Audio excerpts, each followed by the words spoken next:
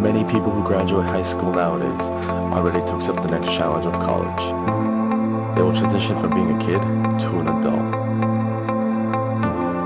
But the transition is easier said than done. As soon as they move in, they have to become much more self-reliant. They have to take responsibility for when to do work. Minor, very tedious tasks such as laundry, and getting used to people wildly drinking and partying all the time. But one of the biggest problems, affecting not only freshmen, but all students trying to get an education, is textbooks. Textbooks date as far back as 600 BC in Greece, where instructors wrote texts intended for education. And the more traditional textbook used today has its roots with Johannes Gutenberg, who wrote and mass-produced books using the printing press. Looking for a definition, I went to Google. And I found that a textbook is a book prepared for use in schools or colleges. I don't disagree, so where does my problem begin? I'll start with my story. It was my third day on campus, and I decided to take a trip to the bookstore. I rounded up $100 and figured I could take care of most of what I needed.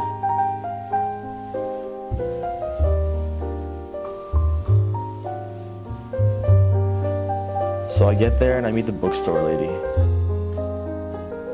I hand her my schedule, and I give her my $100, 20 by 20 by 20 by 20.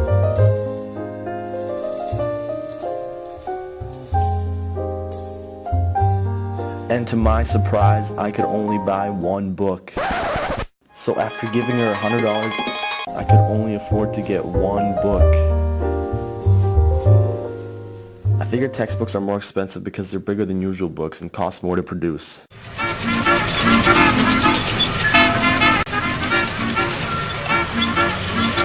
But I couldn't really be sure, so I had to investigate. Looking for some answers, I went to the internet again. But this time Amazon. I chose to compare it to the most popular book series in the world, Harry Potter. I found prices for the whole series as low as $50, all the way up to $114. But I couldn't do anything unless I had my own copy. So I opened it up and started measuring. Length by height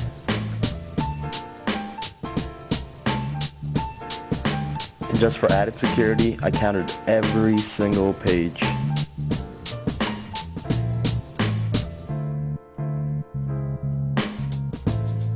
And to be completely fair to the bookstore, I did this with my MacBook too.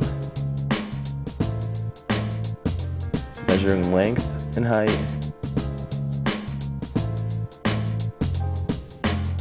and counting every single page.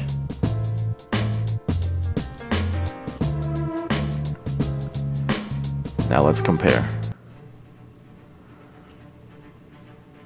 Even though this is the second largest Harry Potter book in the series, it lost in terms of length and height to my math book.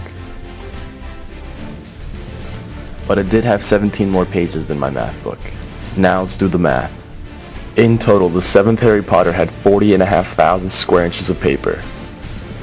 And my math book had 63,000 square inches of paper. We have to account for all 7 Harry Potter books. So all the books would have used 283,000 square inches of paper, while my math book only uses 63,000.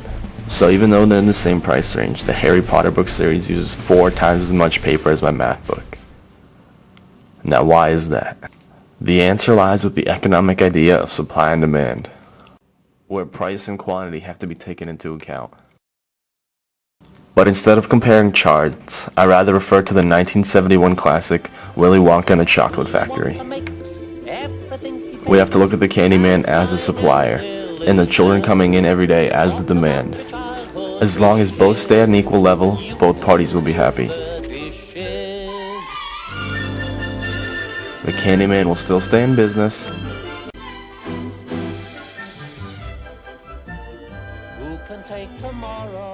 and the kids will still happily eat their candy.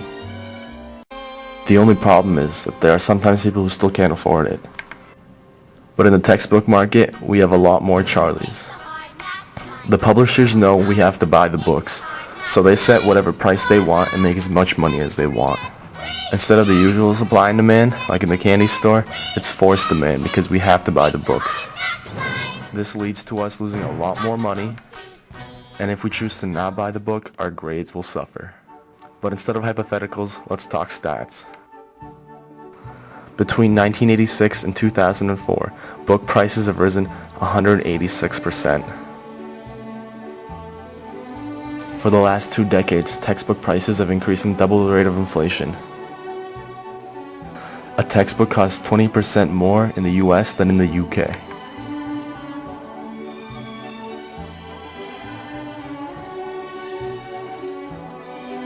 "55% of the time, you can't buy a textbook without bundled materials that aren't even necessary."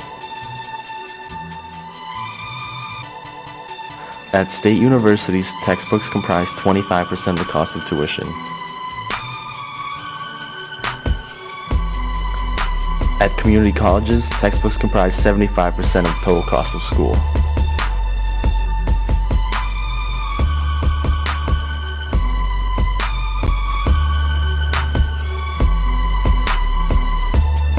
So as students, what are we supposed to do?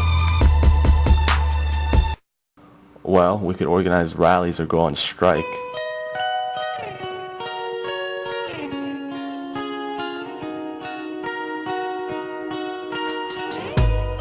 Or we could write to our local politicians and tell them how angry we are.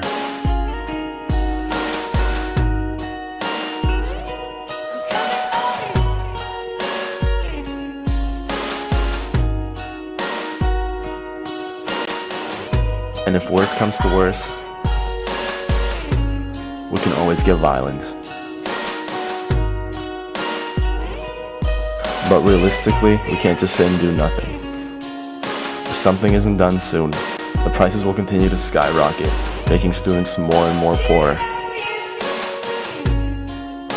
So again, I beg the question, what can we do?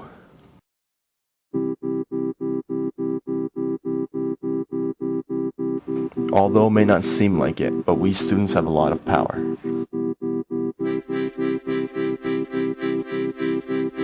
As corny as it sounds, our voice can be heard. As I jokingly mentioned earlier, we could write to our local politicians, but this time being nicer and telling them that we need help. We can write to our governors, our professors, and hell, even the president might listen. But as far as temporary solutions are concerned, we can start going green and start sharing our textbooks. And instead of selling back to our bookstores, we can go online and try to make our own money. Or we can just eliminate textbooks altogether and start using e-readers. To fully accomplish this mission, it'll take time, but not as much effort.